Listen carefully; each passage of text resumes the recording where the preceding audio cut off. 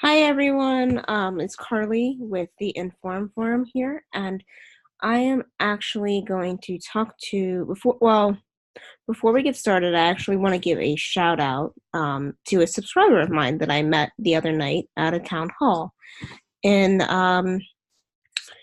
Philadelphia. It was a town hall. I think it was called Ride the Blue Wave or whatever, put on by Philadelphia Indivisible, I think, and other groups. And his name on Twitter was, I think, No Functioning Democracy. And I remember him, but apparently he's been blackballed and is applying for appeal. So, hey, um, thanks for being there the other night. I hope to see you at some Delco DSA stuff or just in general around. Um, so, today I actually want to talk to you about uh, some things that have transpired in the past couple of days regarding the town hall that I mentioned and and Joe Biden announcing for president yesterday, which vomit in the mouth, by the way. Just and actually that's on par with how I feel today because I actually don't feel that great. Um, but so let me try to figure out where to get started here. So I went to this town hall, and there were the three areas of I'd say concern or topics of conversation were one, healthcare, meaning Medicare for all.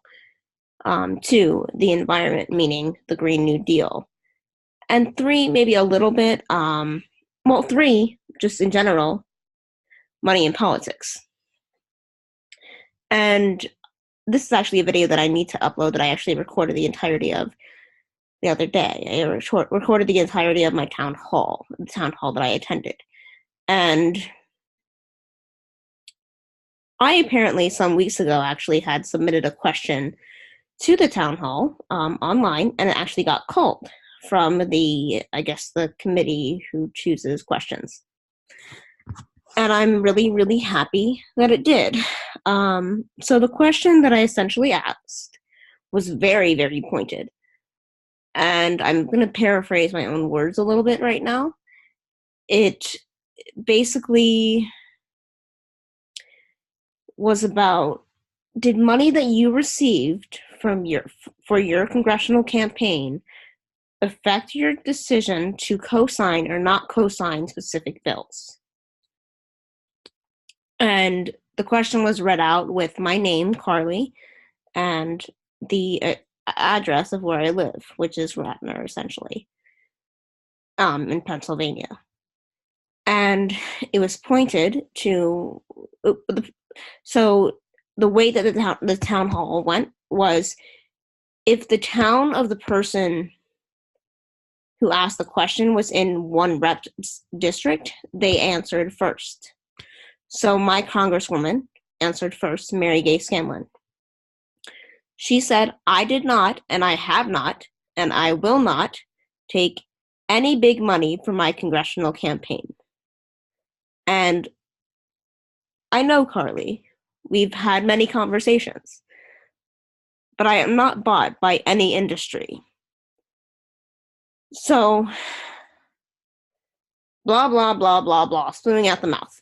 If you all recall, so many months ago, maybe even a year ago at this point, I actually went in depth in a video and actually went into her FEC filings.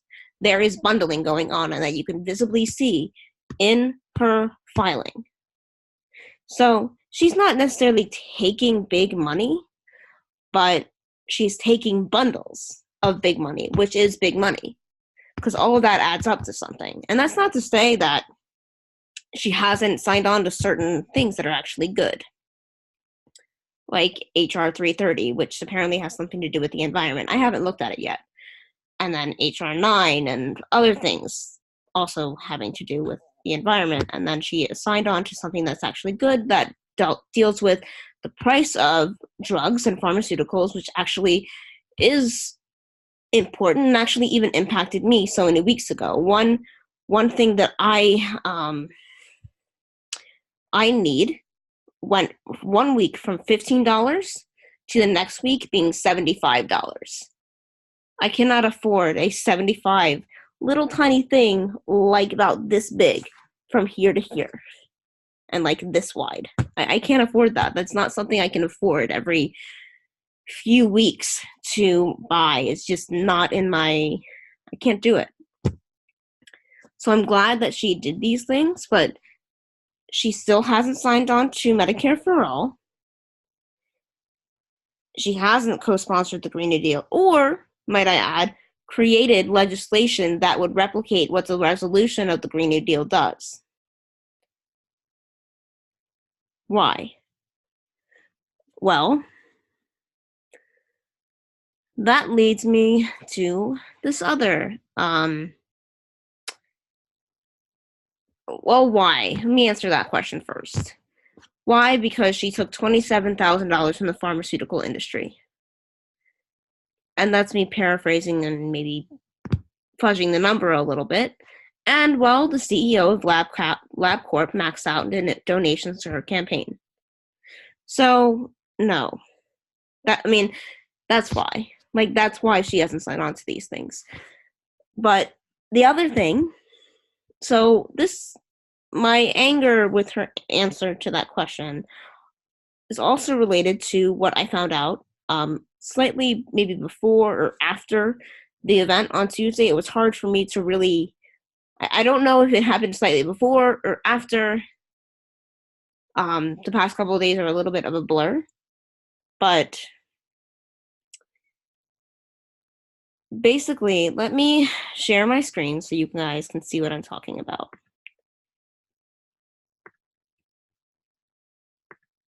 Okay, so if you guys see this, you'll see this is something that Holly Otterbein, I don't even know if I'm saying her name correctly, but she tweeted this out saying, and I'll read it to you if it's hard to read. Biden for president. Please join Rhonda and David L. Cohen, honorary Bob Grady, Darren Check, Sandy and Steve Kozin, Michael Glatt, Dan Hilferty, Ken Jaron, Ellen Kessler, Therese Lilly, honorary Michael Nutter, honorary Ed Rendell, Marsha and Ron Rubin, honorary Connie Williams, along with Senator Bob Casey, Rep. Lisa Blunt Rochester, Rep. Brendan Boyle, Rep. Matt Cartwright, Rep. Madeline Dean, Rep. Dwight Evans, Rep. Chrissy Houlihan, Rep. Mary Gay Scanlon, for a reception honoring Vice President Joe Biden. Thursday, April 25th, 5:30 p.m. at the home of Rhonda and David L. Cohen, Philadelphia, PA. Address provided upon RSVP. To RSVP or for more information, please contact Eben Seltzer. So,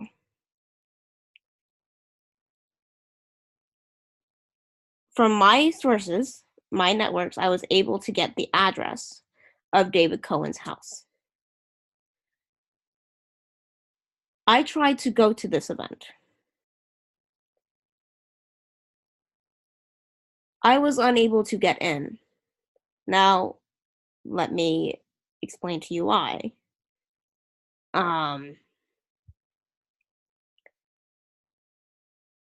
I was unable to get in because I was unable to afford the ticket entry. In order to enter this fundraiser for Joe Biden, you had to pay $2,700 at a minimum.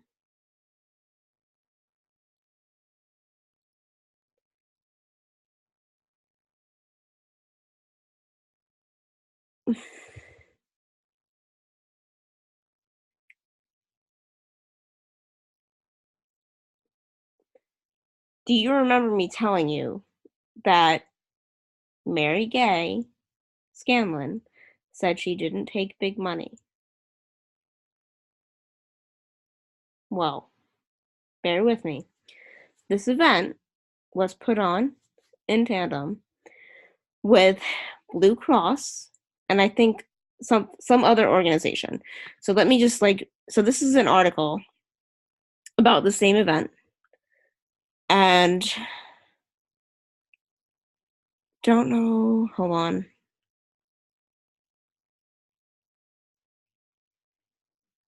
Blah blah blah blah blah blah blah. Okay, so this is a piece of shit article, but sorry about that. Let me stop sharing my screen. Um. Okay. So basically, it was put on by Blue Cross and Comcast and Ballard Spar,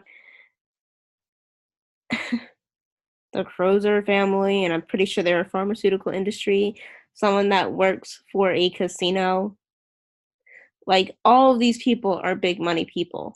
$2,700 is the minimum amount an individual can donate without it being considered big money.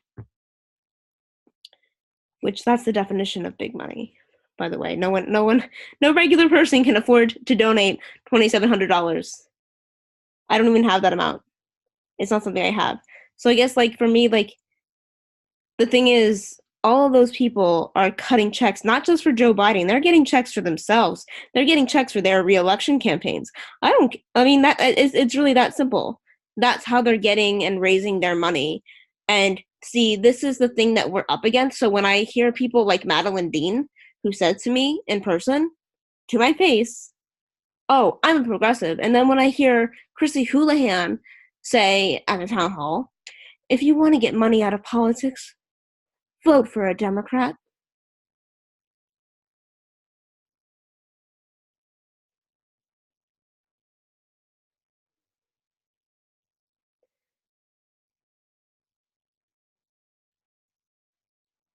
No, it's really not that simple. If you want to get money out of politics, you don't take that big money and then you actively talk against the establishment and you fight them at every turn you can. At every turn you can. And the fact of the matter is, you didn't, and you aren't. Because if you did and you were, you wouldn't have gone to this fundraiser. You wouldn't endorse Biden, despite having connections with Comcast, despite your husband working for Ballard Spar, Mary Gay Scanlon. So no, no, no, and and you would at the very, very, very least not. You would at the very least refute.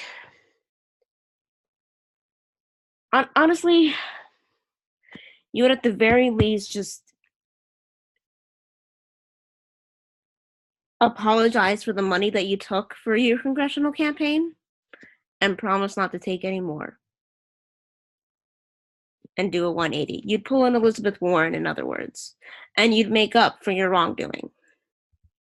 Because something like that will get people like myself on board with you in your reelection campaign. Because we keep tabs on that. And this goes for everyone that was there. So I'm very disappointed, essentially, to see all of these people at this event for Joe Biden, who is a POS for so many reasons. I mean, I'll talk about things like, for one, the anti-busing campaign in the 70s. Excuse me, him marring his academic record to buff up his presidential campaign in, I think, 1988. The Anita Hill hearings, the crime bill, the Rave Act, his vote on the Iraq War. I mean, let alone him using Heather Heyer and the Charlottesville attack so cheesily in his like ad.